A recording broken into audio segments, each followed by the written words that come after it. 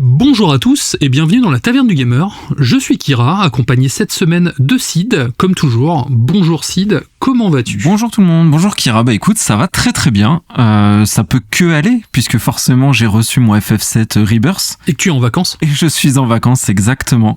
C'est ça, les gamers, ils prennent des vacances pas en fonction des saisons ou autres, mais plutôt en fonction des sorties des jeux. Les étoiles sont alignées pour kiffer. Ouais, exactement. Là, je suis parti vraiment... Bon, j'ai déjà beaucoup farmé le jeu alors que je l'ai depuis 2 jours. Mais c'est un énorme kiff. J'ai eu ma collector, j'en suis très content. Et le jeu, dès le début, répond à ses promesses. Donc je suis très très enthousiaste. Mais par contre, je vous le dis, je vais prendre mon temps pour faire cette chronique, pour apprécier le jeu. Mais quand j'aurai fini, évidemment, vous aurez le droit à une chronique. Obligé. Et toi, Kira, ta semaine ? Alors moi, ma semaine, j'ai fait pas mal de petites choses, je t'avoue. J'ai quasiment fini la série Ted Lasso, il me reste un épisode, mais un problème de Fire Stick m'a empêché de voir la fin, donc je pense corriger ça, j'espère. Je pense lundi, parce que je vais être pas mal occupé ce week-end. Je me suis remis dans Broforce, c'était cool, du coup ça sera mon test de la semaine. Elden Ring, bien sûr, que je suis en train de saigner. Voilà. J'ai rematé des films que j'aime beaucoup, j'ai rematé Les Évadés déjà, qui pour moi est un grand film qui est dans mon top 10, c'est sûr. J'ai rematé Nightmare Alley que j'aime beaucoup également, et surtout j'ai revu Babylone pour la 6e fois, et ce film, je tiens à te le dire, est rentré, je pense, dans mon top 10 ever. Je suis fasciné par ce film, j'écoute la BO en boucle, et franchement c'est toujours un réel plaisir, et le pire c'est qu'à peine je l'ai fini, j'avais qu'une envie, c'était de le re-regarder encore, et c'est rare qu'un film soit aussi te prenne aussi viscéralement, tu vois, et moi c'est le cas pour ce film, et je pense en faire une chronique prochainement du coup. Faut vraiment que je prenne le temps de le regarder, tu m'en parles beaucoup. Mais écoute, si t'as le Blu-ray du coup ? Oui, j'ai le Blu-ray, j'ai le Blu-ray en 4K bien sûr, et parce que c'est important d'avoir des superbes costumes et tout. Et c'est vrai que c'est un film qui plaît pas à tout le monde, c'est un film qui est très très, on va dire, jusqu'au boutiste, on va dire. J'ai des gens, c'est soit on aime, soit on déteste, et moi, je peux dire plus que j'aime, parce que je l'ai vu 2 fois au ciné, je l'ai vu 6 fois en Blu-ray. Donc ouais, je suis vraiment fan de ce film. J'arrive pas à le classer encore, mais je suis vraiment fan quoi. Vivement la chronique. Oui, donc là je prépare un truc aux petits oignons là, mais ça va être une chronique de cœur et de fanboy, donc j'essaye quand même de faire ça bien. J'ai hâte. Au niveau sommaire cette semaine, qu'est-ce que tu nous proposes de beau au menu ? Alors, 4 actualités, pas piquées des hannetons. Le PSVR 2, on va reparler de Terminator, je dis reparler parce que tu avais fait une très bonne chronique sur le jeu Terminator. C'est vrai. On va débriefer le Pokémon Present, parce que c'était la semaine de Pokémon, et on va revenir sur une news que tu as faite, qui a très mal vieilli. Je vais pas la spoiler, vous verrez, mais en tout cas on va revenir dessus. En test de cette semaine, pour coller à la sortie de l'édition Deluxe, il y a Broforce. Tu nous proposes la chronique de Broforce, un jeu que tu aimes beaucoup. Et on termine, pour terminer justement ces épisodes à thème autour de Pokémon, on va parler du film Pokémon Mewtwo contre-attaque, le premier film et le remake, parce que j'ai regardé les deux suite à suite pour vous en faire une belle chronique. Dis donc, on peut dire que tu t'es investi corps et âme dans la licence Pokémon. Exactement. C'est parti, on attaque pour la première news. Allez, c'est parti.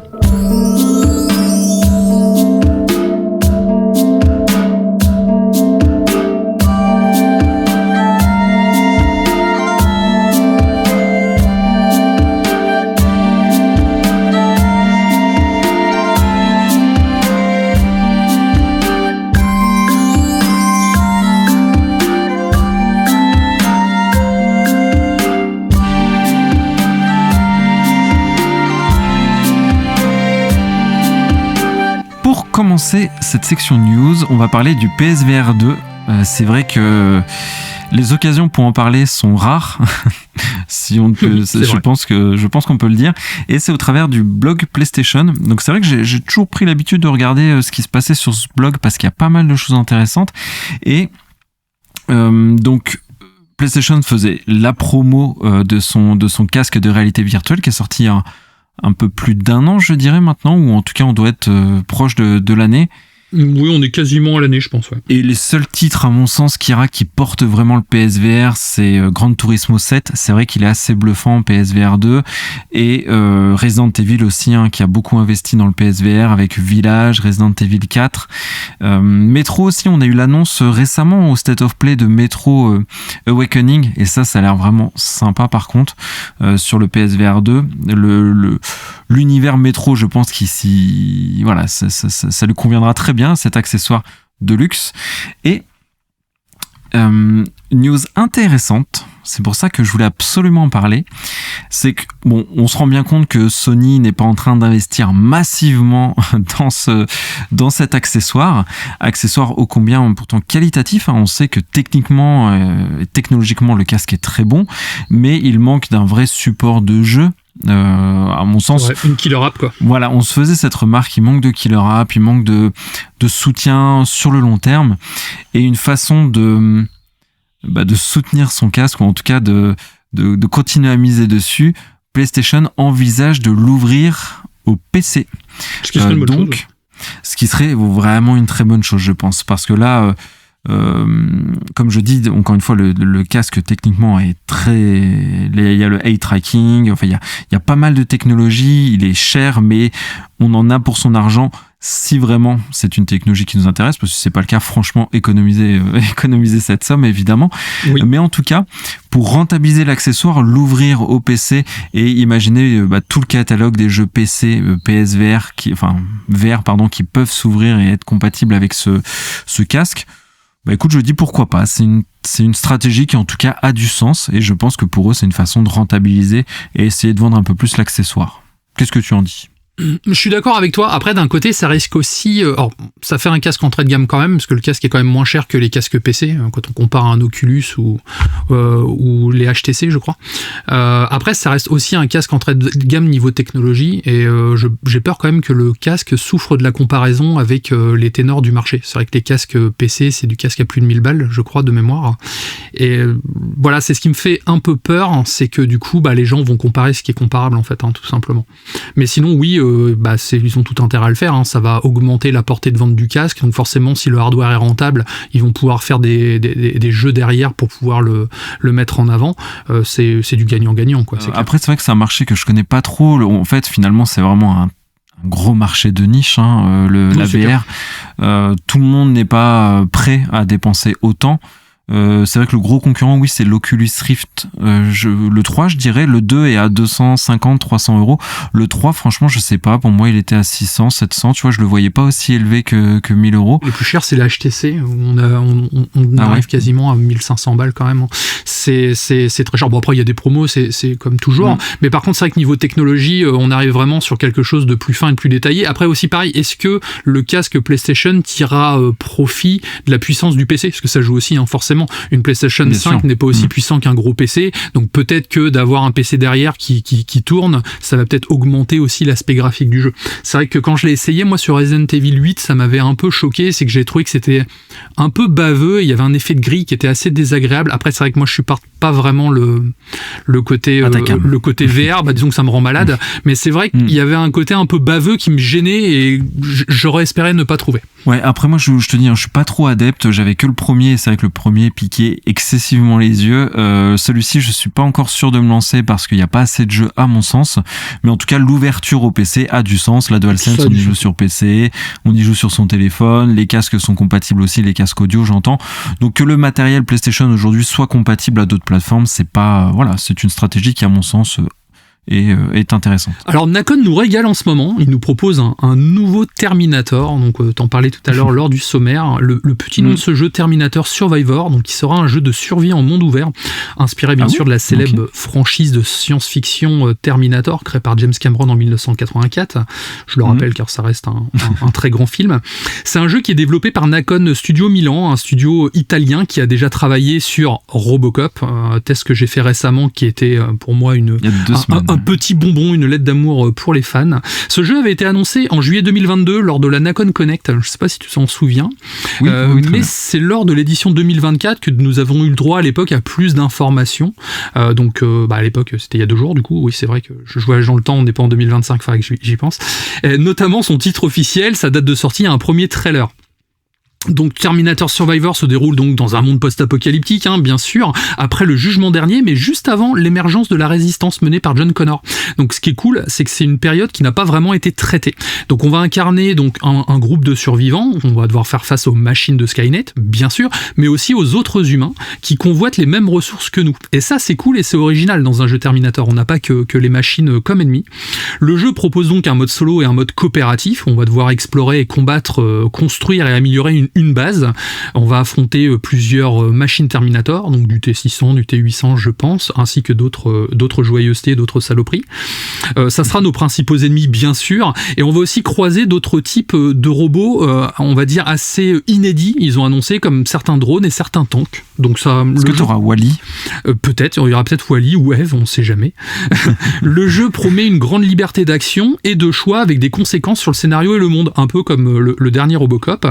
Ça sera donc un jeu en monde ouvert, je l'ai dit tout à l'heure, et pour célébrer donc le 40e anniversaire de la franchise, Nacon a décidé de lancer le jeu en accès anticipé sur Steam le 24 octobre 2024. Il sera également disponible sur PS5 et Xbox Series, mais il faudra attendre la sortie officielle et la version complète pour pouvoir y jouer. En attendant, le trailer du jeu nous a montré des séquences cinématiques assez sympathiques, pas de gameplay malheureusement.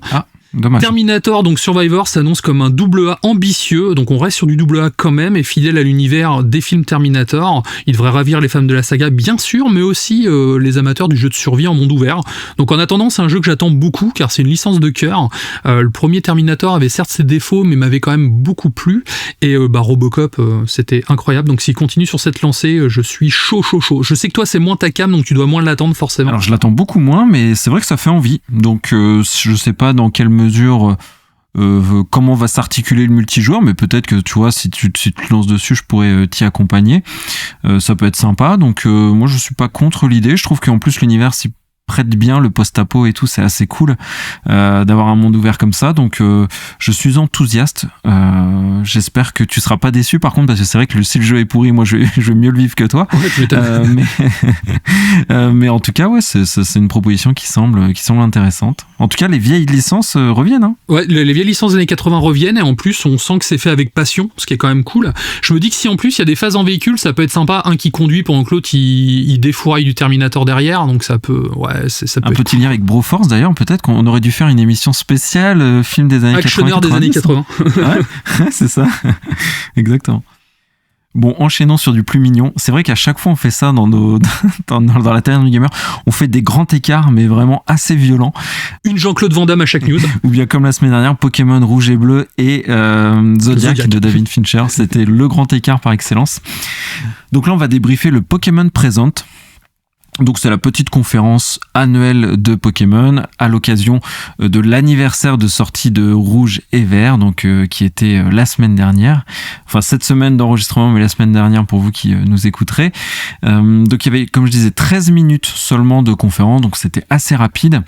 À noter, assez sympa, donc c'était présenté par Tsunekazu Ishihara, donc j'espère l'avoir bien prononcé, mais en tout cas c'est le PDG de Pokémon Company, mon cher Kira, donc ils nous ont mis les pontes. C'est pas Joel Clodo. C'est pas Joel Clodo. Mais moi j'aime toujours, comme ça permet de mettre un visage sur des grosses entreprises comme ça. Et aussi j'ai beaucoup aimé l'habillage. Il y avait des Arbis, je sais pas si tu te souviens de ce Pokémon un peu énigmatique qui était dans toutes les formes. Oui, tout à fait. De la deuxième génération que j'aime beaucoup d'ailleurs. Donc il y avait environ, enfin je dirais 8 annonces, 7-8 annonces. Donc il y en a plusieurs que je vais passer très vite pour nous intéresser au cœur du sujet. Donc celle que je passe très vite, c'est qu'il y a des nouveaux raids Terra Crystal sur Écarlate et Violet. Donc je n'ai pas fait ce Écarlate et Violet parce qu'il y a eu un trop gros bad buzz, donc j'avoue que je me suis pas lancé.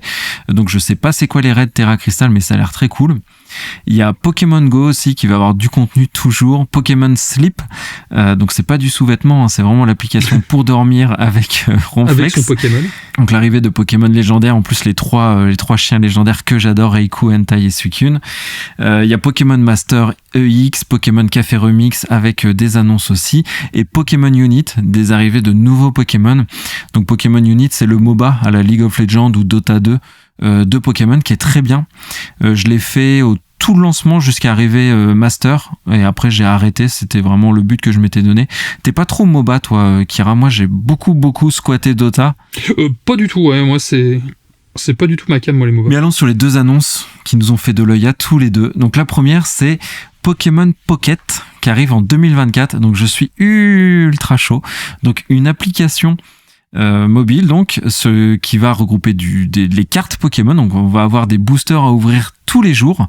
Donc ça c'est vraiment trop cool, se donner ce petit rendez-vous pour ouvrir tes boosters. En plus il y a l'animation de l'ouverture de booster qui a l'air très sympa. Où dedans, le but ça va être de collectionner les cartes Pokémon. Et on sait que enfin moi je les collectionne déjà en réel, mais là les collections mobiles ça va être encore plus cool. On pourra faire des combats de cartes aussi évidemment. Et petit ajout que j'ai adoré, Kira, c'est que les illustrations aujourd'hui, surtout sur les full art, donc les illustrations qui prennent toute la carte, elles sont vraiment magnifiques en ce moment sur Pokémon. Et dans l'application, il y aura des cartes immersives où tu vas pouvoir avoir vraiment un grand panorama de la carte. Donc la carte en encore plus grand. Et je trouve que c'est une super idée. Et en tout cas, ça m'a vraiment fait moi beaucoup de. Ça t'a envoyé du rêve. Ouais, ça m'a envoyé du rêve. Je suis très hypé par cette application qui arrive du coup cette année. Et toi, du coup, pas trop oui, si, de ouf. Hein. Je suis hypé, je vais la prendre Day One aussi, et je vais m'éclater avec mes boosters et mes combats de cartes Pokémon, ça va être cool. Je pense même que j'ai moyen d'engrainer des gens à mon travail, comme à l'époque de Pokémon Go, où j'avais les limites monté un gang de chasseurs de Pokémon, enfin de dresseurs de Pokémon, c'était cool. Donc je pense faire la même avec ce jeu, du coup. Et puis c'est sympa, les boosters journaliers, tout de suite ça donne envie de partager. Tu vois, si demain t'as une carte légendaire, tu la balances sur les réseaux, tu l'envoies un message à tes copains. Enfin, c'est un aspect ultra communautaire et collectionnite qui moi me plaît beaucoup. Reste à voir le modèle économique toujours derrière ça. Mais voilà, c'est plus ça qui m'inquiète moi avec Nintendo. Oui. Oui, mais bon, généralement avec Pokémon, c'est pas trop intrusif quand je vois leurs autres jeux comme Pokémon Unite ou ce genre de choses. Donc à voir, mais en tout cas. Moi, je dis banco. En plus, c'était sympa la présentation. Ils avaient fait un petit reportage où on voyait la confection des cartes papier et tout. C'était assez cool. Et l'autre grosse annonce, Kira, Légende Pokémon ZA, donc annoncé pour 2025. Donc c'est le teasing du prochain gros jeu Pokémon. Donc c'est bien Game Freak qui prennent leur temps. Ça j'apprécie pour, je pense, éviter tout malentendu. Et peut-être que début 2025, ça va accompagner l'éventuelle sortie d'une nouvelle Switch. Je ne sais pas. Ça fera un très bon jeu en tout cas, je pense, pour la sortie de la console. Donc t'as vu ce petit teaser. Est-ce que tu as des théories? Qu'est-ce que tu en penses, Kira, de cette petite mini-annonce? Alors moi je suis très très chaud, j'avoue. J'ai l'impression qu'il y aura un aspect gestion peut-être de bâtiments ou de villes en tout cas, enfin de ressources, en tout cas de ce que j'ai cru comprendre en voyant ce teaser et avec les rumeurs à droite à gauche. Je suis très très pressé franchement qu'ils sortent et de m'y mettre, mais ça m'a aussi donné envie de faire un Pokémon que je n'ai jamais fait, tu sais, XY, qui était sorti il y a quelques temps. Beaucoup m'ont dit que c'était pas terrible, donc du coup je l'avais pas fait à l'époque et j'ai envie de ressortir ma 3DS et d'acheter le jeu. J'ai vu qu'il était aux alentours de 10€ sur Vinted, donc je pense que je vais peut-être m'y mettre dans les prochains jours. Écoute, si tu veux que je te le prête, tu me le dis. J'ai la version X du jeu. Dans ces cas-là, je veux bien que tu me le prêtes, tu vois, j'étais chaud pour la version X en plus, donc ça tombe bien. Donc ouais, à la limite, comme ça, je dépoussiérai ma 3DS qui dort depuis quelques années maintenant, et pourquoi pas m'y mettre, tout simplement. Et tu serais bien avisé parce que dans ce teaser, on voit quoi ? On voit le retour sur Galos. Et oui, on retourne du coup sur XY, que tu n'as pas fait du coup, mais ça va dans cet univers-là. Donc on retrouve la 6e génération de Pokémon. Donc ça a été une très grosse surprise. Et en fait, si tu veux, ce Pokémon XY que j'ai fait, il laisse un goût d'inachevé, parce qu'on sait que Game Freak ont un peu rushé le jeu pour passer sur la 7e génération et surfer sur une date anniversaire du jeu. Et en fait, XY, moi j'ai vraiment eu l'impression que c'était un jeu incomplet. Et pour beaucoup dans le cœur des fans, c'est ça qui est resté. Et ça fait très longtemps qu'on attend une déclinaison de XY, parce qu'il y a pas eu, il y a eu Noir 2, il y a eu Pokémon Jaune, enfin tu vois, il y a toujours eu des déclinaisons pour quasiment toutes les générations, sauf X et Y. Et là du coup, on y est enfin. Et comme c'est la marque, Pokémon Légende, donc comme Arceus, on devrait retourner dans le passé, donc on est dans la ville d'Illumis. Et on serait dans la ville d'Illumis, et tu sais, c'est celle qui ressemble à Paris. Oui. Celle qui a été inspirée de Paris. Oui, c'était inspiration française sur celui-ci. Ouais. Exactement. Et dans le teaser, on devine que c'est toujours Paris, mais plus ancien. plutôt dans les 1800, donc avec une inspiration. Donc c'est pas de moi la source, je la posterai sur internet, mais ce serait les réaménagements de Paris par Haussmann, donc sous Napoléon III. Donc le trailer a été très très décrypté, et donc on serait vraiment là-dessus sur la construction, la rénovation d'Illumis. Et c'est intéressant parce que déjà on aura le retour des méga évolutions. Tu vas voir, c'est la grosse feature de XY qui devrait te plaire. Et on décèle aussi dans le teaser, donc ça se passe il y a quelques centaines d'années, mais en même temps il y a un côté futuriste. Donc est-ce qu'on sera vraiment des personnes du futur qui arriveront dans cette ville en reconstruction? On ne sait pas. Il devrait y avoir un lien aussi avec Ruby Omega et Saphir Alpha, parce qu'il y avait le projet Azoth, il y a un gros lore en tout cas autour de ça et autour de Kalos. Donc ça inaugure du très très très lourd, Kira. Franchement, ça je suis moi très très chaud pour le faire. Et pour mon petit starter Grenousse, donc Pokémon O, que tu vas certainement prendre. Que je vais certainement prendre, tout à fait. Bon, on va parler d'un truc moins cool. Les fans de Star Wars sont en pleurs aujourd'hui. On se joint à leur détresse. Je vous ai annoncé la semaine dernière qu'il y avait un FPS mandalorien qui était en préparation chez Electronic Arts. Développé par Respawn Entertainment, donc on était chaud. Ils ont annoncé cette semaine que le jeu était annulé, du coup. Donc le jeu Star Wars de Respawn est donc annulé, il était en développement depuis 2022, donc il devait arriver dans les 2 ans, c'est clair, mais il n'avait pas encore de titre officiel ni de date de sortie. C'était un FPS inspiré de la série The Mandalorian, qui devait proposer un gameplay plus nerveux et dynamique à la manière d'un Apex ou d'un Titanfall. Les fans de la franchise attendaient avec impatience de voir ce que Respawn allait faire avec la licence Star Wars sur un FPS frénétique, surtout qu'ils ont quand même contribué à faire les 2 excellents Star Wars de Jedi. Malheureusement, le rêve s'est brisé le 29 février 2024, triste semaine, lorsque Electronic Arts a annoncé un plan de restructuration qui entraîne le licenciement de 5% de ses effectifs, soit environ 670 personnes quand même. C'est pas les seuls à avoir annoncé ça, c'est pour ça cette semaine c'est assez violent. Parmi les conséquences de ce plan, il y a donc l'annulation de plusieurs projets, dont le fameux FPS Star Wars de Respawn. Dans un mémo interne, la présidente d'E Entertainment a expliqué que cette décision ne reflétait pas la qualité du travail de l'équipe, bien sûr, mais qu'il fallait se concentrer sur les franchises les plus rentables comme les jeux de sport ou les jeux à service.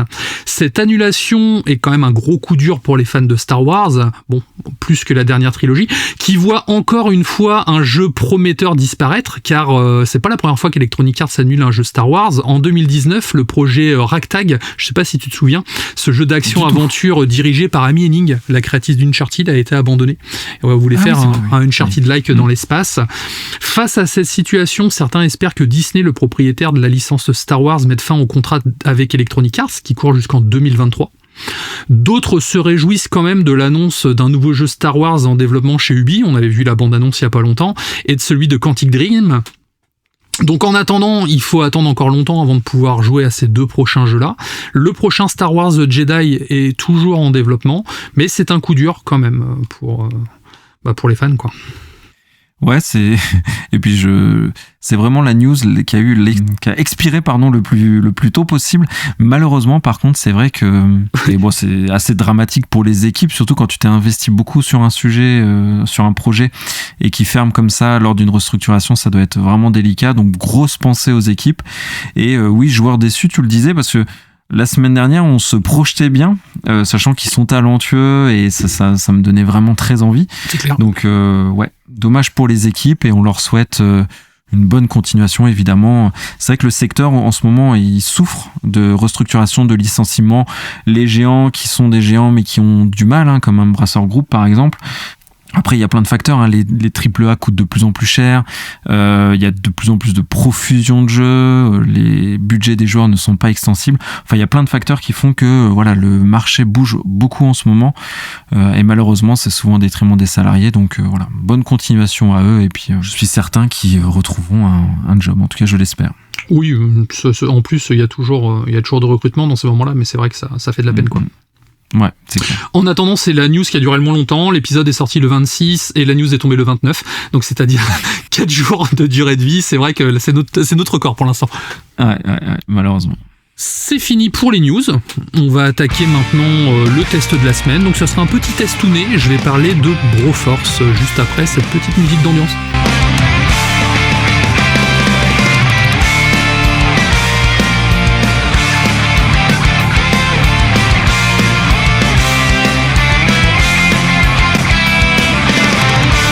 Broforce est un jeu vidéo de type Run and Gun développé par le studio sud-africain Free Live et édité par Devolver Digital. C'est un jeu qui était sorti à l'époque, rappelle-toi, il y a quelques années maintenant, en accès anticipé en 2014, donc il y a 10 ans quand même. Et en version finale en 2015. Alors il vient juste de sortir sur Switch, donc c'est l'occasion d'en parler. Il est également disponible sur PC, PlayStation 4, Xbox One, enfin sur toutes les bonnes crèmeries. Je crois même qu'il est dispo sur smartphone de mémoire. J'ai pas vérifié, mais je suis sûr de l'avoir vu dans l'App Store. Dans le monde du jeu vidéo, il y a des titres qui se démarquent par leur originalité, leur gameplay unique et leur style inimitable. Broforce est l'un de ces jeux. Non seulement le jeu vous transporte dans une ère d'action survolté, mais vous fait aussi revivre des moments emblématiques du cinéma d'action classique avec son approche satirique et son mode de jeu coopératif. Broforce offre une expérience de jeu enivrante et palpitante. Déjà, c'est un jeu qui inspirait des films d'action des années 80-90, qui mettent en scène des héros musclés de l'ère reaganienne et armés jusqu'aux dents. Le jeu parodie ces personnages en les renommant avec le préfixe bro, comme Rambro par exemple, Robrocrop, MacBrower ou Brominator. Ça marche toujours, ça me fait marrer à chaque fois. Ça marche trop bien, les images quand ils apparaissent à l'écran sont toujours super classe. Et chaque bro dispose de son arme et de son pouvoir spécial, donc c'est toujours lié au film bien sûr, qui est souvent exagéré et destructeur. Le jeu propose un mode campagne où le joueur doit libérer le monde du terrorisme en affrontant des ennemis variés comme des soldats, des aliens ou des démons, ça peut aller loin. Et le jeu se déroule dans des niveaux en 2D avec effet 8 bits, donc avec un pixel art du plus bel effet, dont les décors sont entièrement destructibles. Le joueur peut également créer et partager ses propres niveaux grâce à un éditeur intégré, donc ce qui donne quand même une belle durée de vie à ce titre. Là où le jeu se distingue, c'est par son gameplay dynamique, sa variété des personnages et son ambiance rétro. Chaque bro dispose de son arme et de son pouvoir spécial, je le disais tout à l'heure, mais ils sont souvent exagérés et on va dire extrêmement destructeurs. L'humour est omniprésent dans Broforce, sans aller jusqu'au plagiat. Chaque héros se voit renommé à la sauce du jeu, tout en laissant transparaître son nom d'origine, comme je l'indiquais tout à l'heure. Il y en a un qui m'a beaucoup fait marrer, c'est Monsieur Underbro. C'est Neo de Matrix, Monsieur Anderson, donc il appelle Monsieur Underbro en fait. Oui. Donc c'est plutôt marrant. Bien. Donc à chaque début de niveau, on choisit un personnage parmi ceux qu'on a débloqués et on doit les utiliser jusqu'à notre mort. Un exemple de niveau dans Broforce, c'est le niveau Bromando, tiré du film Commando, qui est une parodie de cette célèbre pour moi c'est un classique, clairement, c'est un gros nanar, mais c'est un classique. On peut avancer donc dans ce niveau, on est sur une île, à la manière du film Commando, on va défourailler un petit peu tout ce qui bouge. Or, ils appellent ça de l'infiltration, mais c'est de l'infiltration à coup de bazooka, clairement. Et les combats contre les boss, donc les mobs au fur et à mesure, on arrive jusqu'à un boss final où on décolle en hélicoptère avec explosion et tout ce qui va avec, et le drapeau américain flottant au vent. Enfin, c'est clairement tous les clichés. Ouais, c'est clairement tous les clichés des jeux des années, des films des années 80. En tout cas, le titre offre un défi solide pour les joueurs de tout niveau. Les niveaux regorgent d'ennemis redoutables, de boss impressionnants et de pièges mortels. Heureusement, à chaque fois que votre personnage meurt, il se transforme en un autre bro, ce qui permet de maintenir le rythme effréné du jeu sans perdre de temps. Après, on peut aussi switcher entre certains personnages. On va arriver par exemple devant une cage, on va avoir un bro qui va être prisonnier. On peut tirer sur la cage et le libérer, mais du coup, quand on le libère, on prend le rôle de ce bro là, et du coup on va se retrouver avec son arme, sa compétence spéciale, ce qui peut à la fois nous aider ou à la fois nous pénaliser en fait. Par exemple, on va avoir le bro, l'inspecteur Harry, donc c'est le brory je crois. Il a son flingue 6 coups, donc il peut tirer super loin et il peut faire super mal. Par contre, il a que 6 coups sur son magnum en fait, donc du coup il va être plus long à recharger, ce qui va être beaucoup plus difficile lors des vagues d'ennemis. Et c'est toujours en lien avec l'œuvre finalement duquel il est extrait ou parodié. Tout à fait, c'est toujours en lien avec l'œuvre qui a été extrait. On va retrouver Ash Williams, donc il s'appelle Bro Ash Williams, avec sa tronçonneuse de Evil Dead et son fusil à pompe, et lui il peut dasher pour pouvoir tronçonner les ennemis, et donc on a vraiment l'impression de voir nos vieux potes de films des années 80 tous ensemble réunis. Enfin franchement c'est cool. C'est trop cool. C'est clair. Les récompenses sont sous forme de drapeaux américains cachés qui ajoutent une rejouabilité assez encourageante. Ça encourage également l'exploration minutieuse de chaque niveau. Toi qui es adepte de la collectionnite, voilà, tu vas pouvoir te faire plaisir. Mais l'un des points forts du jeu, ça reste le mode coopératif, en ligne ou en local. Jouer avec des amis ajoute quand même une dose supplémentaire de chaos et de plaisir. On peut travailler ensemble pour détruire des ennemis, donc se faire ses petites stratégies, sauver des otages ou libérer même d'autres bros capturés. Cependant, la coopération n'est pas toujours facile, car l'environnement destructible peut nous conduire à des situations assez cocasses et hilarantes, où un ami nous fait accidentellement exploser ou fait péter le pont sur lequel on est. Voilà, ça m'est arrivé. C'est pas des vrais potes, ça. Et en mer, c'est pas des vrais potes. Donc je leur en veux, en tout cas jusqu'à la mort, c'est sûr. Au niveau des plus et des moins, oui, c'est un petit test assez court, mais ça reste un jeu 2D indépendant feel good que je vous recommande quand même. Donc l'ambiance est vraiment cool. Si vous êtes fan de films des années 80, c'est le moment. L'humour est excellent.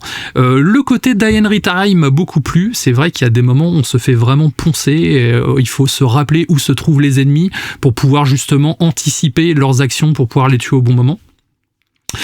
Et la musique, que j'ai trouvé très très cool.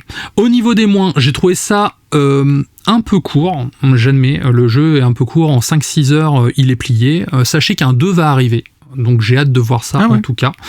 Broforce 2 est prévu. Est-ce que dans ce jeu ils passeront à l'ère 16 bits ? J'aimerais bien, mais a priori non, ils restent sur du 8 bits. Pour conclure, Broforce est un jeu qui se prend pas au sérieux, comme cette chronique, mais qui offre un divertissement explosif. C'est un jeu qui rend hommage aux films d'action, tout en les détournant avec créativité et légèreté. C'est un jeu qui convient à tous les goûts et à toutes les occasions. Si vous aimez des jeux de plateforme Die and Retry parodiant les films d'action américains des années 90, c'est vrai que c'est très de niche, mais en fait pas du tout. Vous devriez essayer Broforce. Moi, je me suis beaucoup éclaté à éclater justement des terroristes, et je vous le recommande fortement. Est-ce que c'est pas le Expendable du jeu vidéo, quoi ? C'est un peu ça l'idée, finalement. C'est un peu ça, c'est le Expendable du jeu vidéo avec Open Bar. On va retrouver Judge Dredd, donc c'est Bro Dredd. On va retrouver vraiment énormément de personnages. On a MacGyver aussi qui est là, donc c'est marrant, c'est qu'il balance des petites bombes et tout il balance des petites bombes pour pouvoir tuer ses ennemis. Donc on retrouve vraiment tout type de personnages, et c'est vraiment un maxi best-of de tous les personnages de l'époque, quoi. Donc est-ce qu'il y a Walker Texas Ranger ? Et ouais, il y a Walker Texas Ranger. On a Chuck Norris avec son fusil à pompe, et lui il peut carrément son coup spécial, c'est qu'il balance des missiles via un drone dans le ciel. Donc tu balances une espèce de petite unité qui va loquer les ennemis, et puis il y a une pluie de missiles qui va leur tomber dessus en fait. C'est vraiment trop cool. Est-ce qu'il y a Highlander ? Il y a Connor McLeod, tout à fait, qui est dedans. C'est Brolander. Non, franchement, les noms, c'est trop drôle. C'est vrai, c'est vraiment sympa. C'est un putain de bon concept. Je pense que ça peut être cool à jouer sur Switch. Moi, je l'ai refait sur Xbox Series. Je pense que ça peut être cool à jouer sur Switch parce que c'est des petits niveaux qui se font en 5-10 minutes en fonction de la rapidité. Donc, ça peut très facilement se faire à une pause dans le lit, aux toilettes. Donc, c'est vraiment c'est vraiment un petit moment de plaisir. Ouais, et puis là, il vient de sortir donc sur Switch. Enfin, il y a une édition Deluxe qui vient de sortir. En plus, elle est pleine de goodies. Elle est vraiment très sympa. Ça m'a fait de l'œil. Je l'avais fait sur le PC il y a tellement longtemps que je me souviens plus trop, mais c'est dans la lignée des Contra, des Probotector, des Metal Slug en fait, dans le délire en termes de gameplay. Tout à fait, il y a un petit côté Super Meat Boy aussi où on va devoir sauter et rebondir sur les murs pour avancer. Ah ouais, j'avais pas le son en tête, ok. Il y a une grosse inspiration en fait de plusieurs jeux, mais oui, c'est clair que les Contra sont vraiment l'inspiration principale. Je t'avoue que moi aussi, cette petite édition m'a fait beaucoup d'œil, mais bon, c'est vrai que j'ai déjà beaucoup dépensé dernièrement, mais sur Switch j'ai acheté, ce qui n'a rien à voir, vous allez voir, je fais encore une Jean-Claude Van Damme, j'ai commandé Disney Illusion Island. Oui, ça n'a vraiment rien à voir, oui.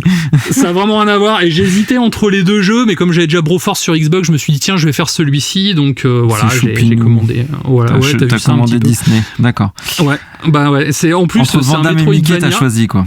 Ouais, c'est clair. En plus, c'est un Metroidvania encore. Donc, rappelez-vous que j'ai failli casser ma manette plusieurs fois sur Prince of Persia. Donc là, je vais retenter. Après, c'est le côté coop qui me tente bien, donc ça peut être sympa. Bah, écoute, excellent. Brokira. Du coup, on va t'appeler Brokira je vais essayer de t'appeler comme ça jusqu'à la fin de. Brokira, tout à fait. Du coup, c'est toi maintenant, tu vas nous parler de Pokémon. Donc encore une fois, on fait une autre Jean-Claude Van Damme dans le même épisode. Oui, exactement, on repasse du coq à l'âne. On a parlé de Pokémon, on a fait une petite interlude années 80, finalement 80-90, du coup avec Broforce. Ou 80-90, tout à fait. Et on repart sur Pokémon, donc j'en parlais la semaine dernière, est-ce que je me relançais dans le film ou pas ? Eh ben j'ai franchi le pas, puisque je vous présente cette semaine la chronique sur Pokémon Mewtwo contre-attaque. Donc Mewtwo Strike Back en anglais, en VO. Donc c'est le premier film de la saga Pokémon, donc pas n'importe quel film. À la réalisation, on a le boss de tous les films quasiment, je crois, un Pokémon. Est-ce que je tente de dire son nom ou pas ? On va tenter, c'est Kunihiko Yuyayama. Bon, ça va, tu t'en sors mieux que moi sur la présentation des... Ouais, c'est chaud, hein, les noms en japonais quand même, on galère, mais bon, il faut bien rendre à César ce qui appartient à César. Quelle que soit la nationalité, moi je galère. Sauf français, ça va. Ouais, encore. Le film a été un énorme carton, gros succès au cinéma, surtout en France d'ailleurs, où il a fait 2,2 millions d'entrées, je crois, donc un très très gros carton, 172 millions de dollars de recettes au box-office, donc de nos jours ça paraît peut-être plus beaucoup, mais je pense qu'à l'époque, en 1998 ou 99, ça devait être pas mal. Et le film a eu son adaptation, enfin son remake, Pokémon Mewtwo Contre-Attaque Evolution, sorti en 2019, qui est disponible sur Netflix, mais rassurez-vous, il n'est pas fait par Netflix et ça peut nous rassurer. Il est fait par le même réalisateur du premier film à l'époque. Donc dans la chronique, on va voir pourquoi ce film est mythique. Enfin franchement, Pokémon Mewtwo Contre-Attaque, c'est mythique. Et on va voir, enfin il est mythique parce qu'il a un propos vraiment très adulte, j'ai trouvé. Et on va voir, du coup, je vous dirai si cette adaptation de 2019 est aussi bonne que le film de base, donc je fais tout un teasing et un suspense. Et d'abord, interlude musical comme d'habitude. Un jour je serai le meilleur dresseur.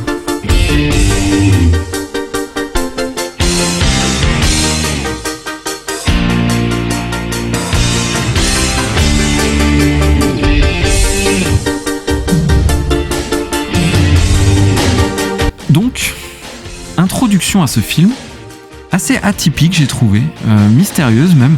On commence par un groupe de chercheurs qui vont fouiller des ruines archéologiques pour trouver des brins d'ADN du Pokémon Mew.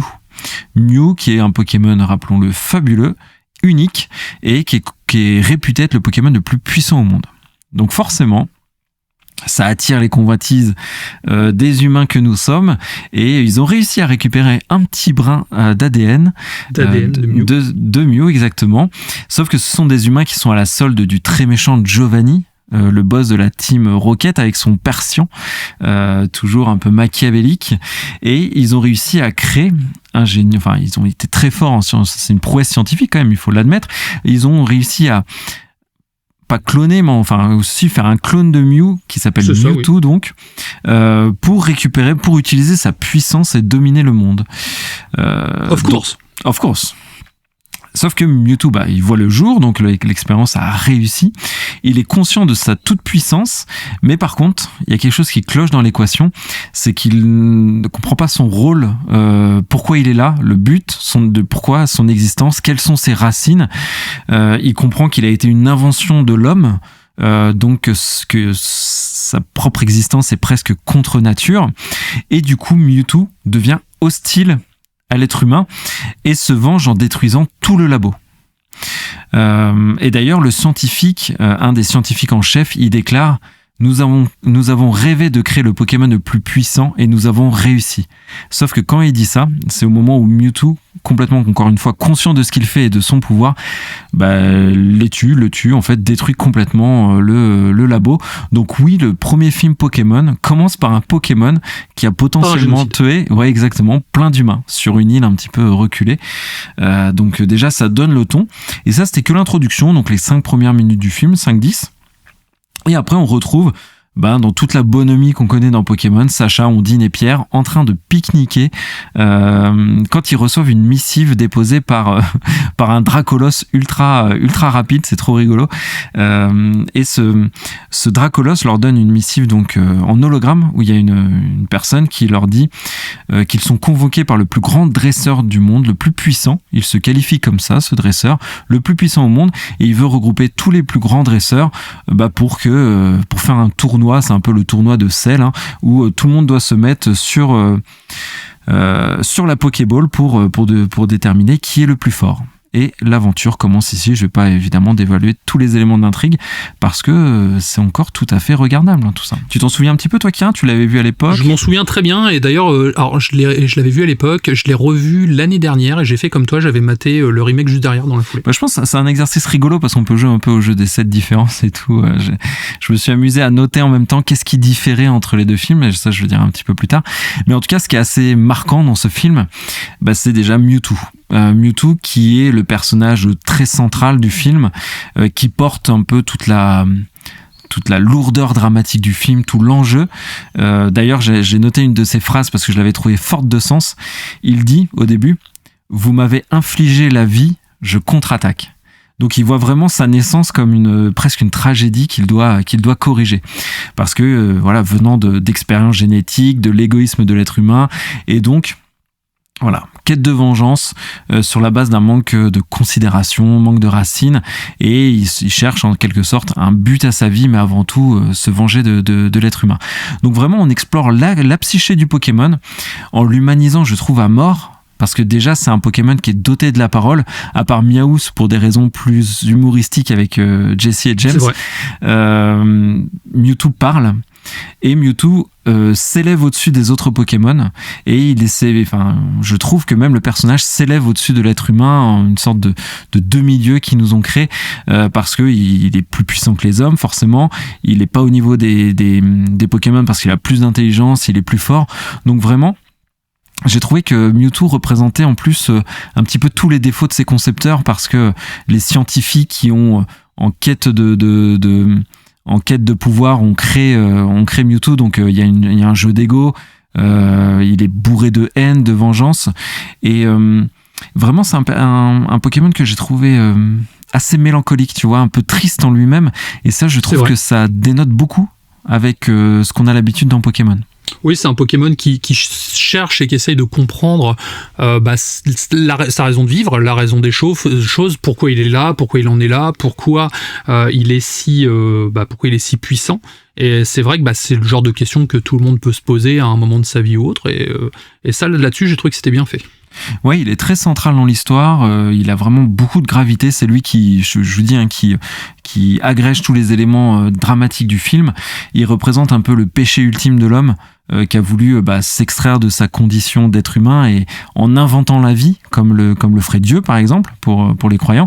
Et d'ailleurs, il y a ce rapport avec Dieu qui a été petit à petit dans certaines versions. La version US, ils ont un peu essayé d'enlever, de censurer tout ce qui avait un rapport avec Dieu. Mais nous, on en a encore des traces dans notre VF. Mais en tout cas, c'est un film que j'ai trouvé très mature, très adulte, par son propos, par ce personnage central rempli de haine, par ce Pokémon violent et cruel. Ça dénote beaucoup, donc je me souviens de l'avoir vu il y a très longtemps au cinéma, mais encore aujourd'hui ça heurte. Et d'ailleurs, c'était ma prochaine section, c'est que c'est un film que j'ai trouvé très très mature. Même sans pitié, parfois j'ai été vraiment surpris, cruel. Enfin, ça ressemble vraiment pas à Pokémon, pas le Pokémon d'aujourd'hui en tout cas, comme on l'a dit, par ses origines, voilà, le but de sa vie, etc. Mais aussi parce que l'on voit à l'écran. J'ai une des scènes qui m'a le plus marqué. Je sais pas si tu vas te souvenir, enfin tu l'as vu il y a pas longtemps, mais c'est il y a deux Pikachu donc quasiment identiques qui se battent, sauf que le Pikachu de Sacha refuse de se battre parce que ce combat n'a pas de sens. Donc il y a l'autre Pikachu qui lui met des claques, et lui il répond pas, il reste stoïque, il souffre mais il dit rien. Et j'ai trouvé que ça dénonçait beaucoup. On était vraiment à deux doigts d'avoir un film qui dénonce même le concept de Pokémon, des créatures qui s'affrontent entre elles. Quand tu vois ce combat entre deux Pikachu et un qui refuse de se battre, tu te dis mais en fait pourquoi les Pokémon doivent s'affronter, ou pourquoi faut-il se battre carrément. Et j'ai trouvé, si tu veux, ce parti pris Kira assez fort quand même, que Game Freak, que Pokémon va jusqu'à presque dénoncer l'absurdité des combats. J'ai trouvé que c'était vraiment très très très marquant. Et aussi toutes les scènes, donc il y a des clones dans le jeu, il y a d'autres clones de Pokémon donc qui se battent entre eux, mais pareil, tu distingues pas de qui est qui, donc tu vois, c'est assez troublant. Est-ce que je cite aussi la fameuse scène où Sacha, il est un petit peu en PLS, tu dois voir de quelle scène je parle, Kira? Oui, je vois. La scène où voilà. Où tu as pleuré. Où j'avais une poussière dans l'œil à ce moment-là. Tu as même beaucoup pleuré. Hein. Je t'ai vu en fast time à ce moment-là. Tu avais le nez qui coulait. Ça faisait. T'étais en train de. Ouais, c'était dur, je sais, mais j'étais là pour te soutenir. Non, c'était dur. Non, mais cette scène, elle a beaucoup. Même quand il y a Pikachu qui pleure et c'est un meme disponible en gif un peu partout et tout, qui a traversé les âges. Donc oui, il y a des scènes vraiment très marquantes, très touchantes. Donc je trouve que c'est vraiment un film qui ose, qui va loin, qui dénonce. Qui vraiment a un sens, et ça c'est tout à son crédit. Donc il y a 3 versions du film, faut mieux la voir en japonais, en version originale, celle qui est pas sortie au cinéma, parce que la version que l'on a, elle est tronquée de quelques minutes du film, surtout l'intro. La version US, elle est ultra censurée, il faut vraiment la bannir. Et nous on a une VF qui est, voilà, j'y reviendrai, mais un peu bof. Sinon le remake, en 2 mots, ça va aller très vite pour la partie remake, parce que finalement il dure 1h30 vs 1h20, mais donc il est repris de la version occidentale du film. Il est en 3D, donc ça c'est la chose la plus notable à dire, Kira. Mais je sais pas ce que t'en as pensé. La 3D, ça va, elle est plutôt jolie. Les Pokémon ont une sorte de texture, enfin je pense qu'il y a du budget derrière, c'est vraiment sympa à regarder, même en 3D. Alors moi j'ai beaucoup aimé le remake, la 3D je la trouve très bien également, surtout que je le vois un peu comme un préquel au film Détective Pikachu du coup, et le fait qu'il soit en 3D et que Détective Pikachu, les Pokémon sont photoréalistes, on a vraiment ce côté... Toi, ce côté, voilà, ce lien. Et j'ai beaucoup apprécié le remake, justement, grâce à ça. Et pourtant, moi, je suis plus un adepte du dessin 2D. Mais c'est vrai que là, j'ai trouvé qu'ils avaient fait un bon boulot. Et donc, cette version Mewtwo Evolution, enfin Mewtwo Contre-Attaque Evolution, bah, elle est ultra fidèle, en fait. J'ai pas beaucoup de choses à dire sur le remake. Il est très joli, il est plus moderne dans l'aspect visuel. Il y a des dialogues qui ont été modernisés aussi, parce que franchement, il y a des dialogues dans la version originale qui sont franchement pas ouf. Il y a un moment, là, Jessie James qui débarque avec un bateau viking, tu sais pas trop pourquoi dans le film original. Là, il débarque avec un bateau, avec un pédalo low class, donc c'est quand même plus rigolo. Oui, je préfère aussi. Ouais, c'est plus marrant. Il y avait un discours un peu bizarre aussi avec la chef du port, parce qu'à un moment ça se passe, il y a un port quoi, et il y a un discours qui a complètement été refait et c'est beaucoup mieux. Il y a quelques nouvelles scènes avec Miaous aussi, et les scènes de combat ont été davantage rallongées, les discours aussi, les dialogues un peu plus allongés, et tout le message lié à l'absurdité des combats, pourquoi des Pokémon identiques doivent se combattre, pourquoi devons-nous nous battre tout bêtement, c'est un message qui est davantage appuyé dans cette version remake, et ça m'a pas gêné, c'était audible comme ça, ils en ont pas fait trop, ça c'est toujours un risque, Kira, d'en faire des caisses, mais non, ça passe bien. Donc en vrai, comme son nom l'indique, c'est une évolution du film en tout point, tout en restant très fidèle. Et toi, du coup, tu as préféré celui-ci ou l'original ? Alors, très bonne question. En fait, j'étais parti, je me suis dit, le remake, je vais pas aimer, c'est de la 3D. J'ai été très agréablement surpris par le remake. Donc, j'ai ce côté où j'ai été surpris dans le très bon sens du terme. Donc, franchement, si demain je dois regarder les deux, je pense que je re-regarderai le remake. Mais il y a quand même quelque chose que je trouve dans l'original de encore plus sombre, parce que le dessin, les couleurs sont sombres, il a un côté encore plus brut, tu vois, vraiment plus brut, plus cruel, le premier film, par son dessin et par le choix des couleurs, que dès que tu passes sur de la 3D, t'as tout de suite beaucoup plus de couleurs, et ça t'enlève ce côté un peu brutal du premier film. Tu vois ce que je veux dire ? Je vois tout à fait. Mais si je devais en re-regarder un, je regarderais le remake. Tu vois, donc comme quoi c'était pas gagné, parce que j'adore le premier film. Donc au niveau des défauts, avant de passer à la conclusion, et je terminerai là-dessus, parce que je trouve quand même qu'il y a des défauts dans l'un et dans l'autre. Le remake n'a pas corrigé un des plus gros défauts du premier film, qui est les persos secondaires. Ondine et Pierre, franchement, c'est un vide abyssal. Les persos sont hyper creux, donc ils sont fidèles. Ils sont là pour être là, quoi. Ouais, ils sont là pour être là. Ils sont fidèles à ce qu'ils sont dans des dessins animés. Donc Pierre, c'est un dalleux, il mate toutes les meufs, et Ondine, elle est derrière son Togepi tout le temps à s'inquiéter. Mais sinon, ils servent pas à grand chose. Donc ça, c'est dommage. J'aurais aimé que dans les films, les personnages secondaires soient davantage mis en valeur. La VF, surtout dans le premier film, elle est assez catastrophique, je trouve. Il y a des coquilles, ils se trompent de nom de Pokémon parfois et tout, donc ça c'était pas ouf. Et comme autre défaut que j'ai mis entre guillemets, donc la 3D est magnifique dans le remake, mais comme je disais, c'est tellement coloré parfois que ça enlève un petit peu le côté sombre que j'ai perçu dans le premier film. Mais ça reste des défauts, voilà, somme toute assez mineurs. Tout à fait.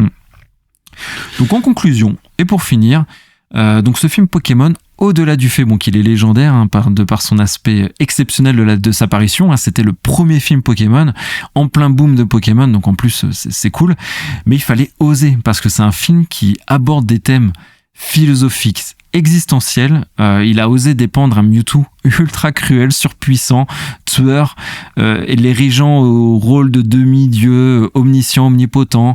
Le film a osé des scènes, je trouve, assez violentes, très tristes, montrant l'absurdité presque de ce qu'est le concept même de Pokémon. Et cerise sur le gâteau, nous avons un final du film que j'ai trouvé pour une fois tout en sobriété, pas de naïveté.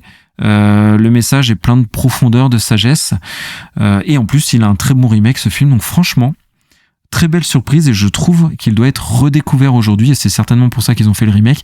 Donc je vous le conseille, allez le voir, il est sur le Netflix, vous ne perdrez pas votre temps, il y a un vrai message et le film est bien fait, je trouve. Oui, je suis d'accord avec toi. Moi, tu vois, je préfère le remake, du coup, quand j'ai regardé les deux à la suite. Et c'est vrai que c'est le remake que je vais regarder aussi également la prochaine fois. Je vais me le faire en diptyque, du coup, avec Détective Pikachu, pour me faire ma petite saga Pokémon à moi. Mais oui, je suis d'accord avec toi, ça reste cool et c'est, on va dire, étrangement mature pour une série pour enfants à l'époque, quand même. Faut savoir que c'est sorti en 99, je crois, le film, ou 2000, je sais plus. 99, je crois, ou 98. 99, ouais. Et donc c'était au tout début de la hype Pokémon, et donc c'était vraiment cantonné, on va dire aux collégiens, voire en fin d'école primaire, et d'avoir les couilles de faire quelque chose d'aussi profond quand même dans ces thématiques. Fallait oser, surtout pour Nintendo, et je pense qu'ils n'ont pas réitéré l'exploit depuis. Non. Justement, moi j'ai pas vu tous les films Kira Pokémon, j'avoue, mais j'en appelle à vous auditeurs, si vous avez vu tous les films, dites-nous si tous les regarder. Ouais, j'aurais dû, mais donc tu vas nous faire une chronique sur tous les films maintenant, c'est ton fil rouge de l'année. Donc si vous voulez une chronique Pokémon toute l'année, n'hésitez pas à nous le dire sur les réseaux sociaux. Sid va se faire un plaisir. Avant ça, j'en appelle à nos auditeurs, si vous savez d'autres exemples de films aussi matures de Pokémon, je veux bien vous me les donner, et j'orienterai mon visionnage d'abord sur cela, mais pour moi c'est un exploit qui n'a pas été réitéré, tu vois, où il y a ce ton si dur, si lourd, quand même un Pokémon violent, tu vois, franchement c'était une très très belle proposition de Game Freak, et de Pokémon Company, et j'espère que ils auront de nouveau l'envie de faire quelque chose comme ça. Du coup, c'était le premier film Pokémon et son remake. Je me souviens plus, c'est quoi le nom du film ? Alors, Pokémon Mewtwo contre-attaque, Évolution pour le remake. Exactement. Évolution pour le remake. C'est le moment de faire un petit point réseaux sociaux. Tout à fait, vous pouvez nous retrouver sur tous nos réseaux, Twitter, Facebook, Insta. Vous avez les liens en description dans le podcast, et on a même la description de notre site web, parce que si vous n'êtes pas trop réseaux sociaux, vous pouvez nous déposer des messages sur le formulaire, et ça marche bien. On en reçoit beaucoup. Et d'ailleurs, j'ai des petits big up. Kira, j'enchaîne ? T'en as peut-être? Vas-y, enchaîne. Il y a Charles qui nous a écrit, mais pas notre Charles à nous. Notre Charles à nous, il est ingé son, il nous aide pour toute la partie audio du podcast. Mais lui aussi, sauf que c'est rigolo parce que ce Charles-là qui nous a contacté est ingé son, il adore Zelda comme le nôtre. Enfin bref, c'est une copie conforme de notre Charles. Et il est très sympa, il aime nos podcasts. Il souhaite en lancer un sur un thème tout à fait différent. Donc s'il mène à bien son projet, je vous en reparlerai, c'est assez sympa, en tout cas un auditeur très, très gentil.